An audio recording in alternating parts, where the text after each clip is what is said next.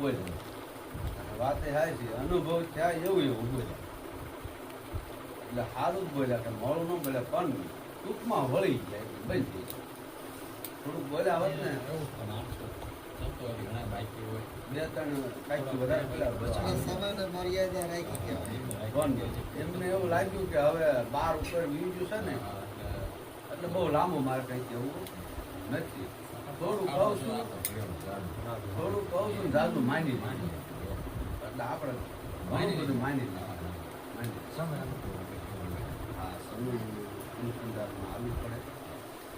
સારું હોય સારું બોલે કેવી રીતે બોલે નહીં. આમ તો આપણે બધા મનુષ્યનો ધારણ કરી અને આપણે આયાત સીવી કંઈ સારા કામ કરતા, પણ મારું બેટું સારા કામ થતા નથી, ઉલટાનું બીજું કરે. એક મહારાજે કીધું મહાપુરુષ મનવો જાણે કે અમે સારા કામ કરશું, ઉલટાના પડ્યા સંતાપ મન સમજ્યા વિના. સૂર્ય કરું જેના તરડામાં તપેલ તાપ આ મન સમજ્યા વિના. હવે આપણે સારા કામ કરવાની બધા લગભગ ની ઈચ્છા હોય જ છે, પણ છતાંય મેળવું કરતો નથી. ઉલટાનું કંઈક નું કંઈક જો કંઈક આપણે એવું ધાર્યું કે હાલો ગુરુ હોય જવું છે અહીંયા તો અહીંયા કંઈક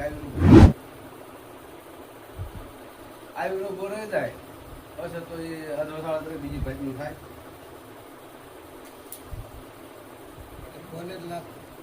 પરીક્ષિત રાજાને જયારે આજ્ઞાન ઉપજ્યા ને તાવલા ઋષિના ગળામાં નાખ્યો સાપ. એ મન સમજે વિના. જો મન સમજે તો કોઈ થોડાક કોઈના ગળામાં ખરાબ નાખવા જાય, ખરાબ ન નાખે. પણ આવું કીધું છે સંતોએ. હવે શું નાખ્યું એ તો શી ખબર, ખરાબ બોલવા માંડ્યો. પણ પાછું એ ઋષિએ એવું કીધું સામેથી 7 દિવસે સરપટસ થાજો એવા ઋષિના લાગ્યા સાપ મન સમજ્યા. હવે આ 7 દિવસે ક્યારે થાય ને 7 દિવસે સરપટસ થાય.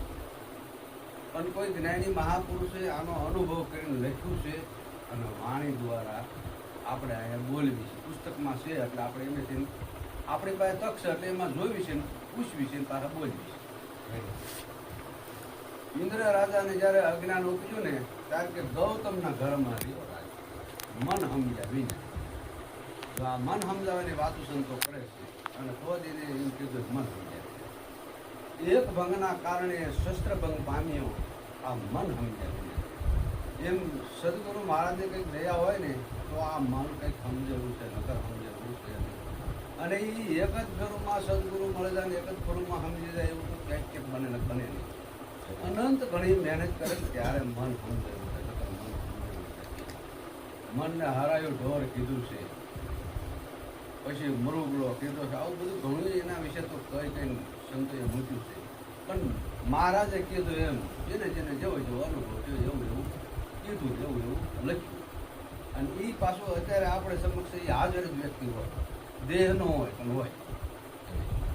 રાજા રાવણને જયારે અજ્ઞાન ઉપજ્યું ત્યારે રામના ઘરમાં નાખ્યો હાથ. રાજા રાવણને અજ્ઞાન ઉપજ્યું ત્યારે રામના ઘરમાં નાખ્યો હાથ. ચોકડીનું રાજ ગુમાવ્યું અને પાછળ ન રહ્યો વિસ્તાર. આવું કેમ થયું? હવે એવો પ્રશ્ન તો આપણે જોયો નથી, પણ જ્ઞાની મહાપુરુષોએ લખ્યું છે ને આપણે વાંચવી છે ને બોલવી છે. પણ આનું કંઈક મહત્વ અવળું હોવું હોય ખરું. કેમ કે કોઈ પણ સદગુરુ મહારાજનું શરણ લીધું હોય, એની મુક્તિ અને મુક્તિની વાત જાણી હોય તો આ શબ્દનો અનુભવ પાકો થઈ જાય કે મેં ક્યાં હતો, ક્યાં પહોંચ્યો અને કઈ રીતે મને આમાંથી બહારો કાઢ્યો. ત્યારે મારી પાસે કંઈ હતું જ નહોતું. 14 ચોકડીનું રાજ હતું જ નહોતું. બધું ગુમાયું હતું, નહોતું ગુમાયું એનો અનુભવ ત્યારે થાય. પણ મૂળ વચનનો મરમ સમજે નહીં અને બેસી માંડે રૂડા પાર. અગમ નિગમની જરાય ખબરું પડે નહીં એમ મહાજન ગાવે મૂળદાર આ મન સમજીને. મનવો જાણે કે એમને સારા કામ કરશું, ઉલટાના પડ્યા સંતાપ મન સમજ્યા વિના.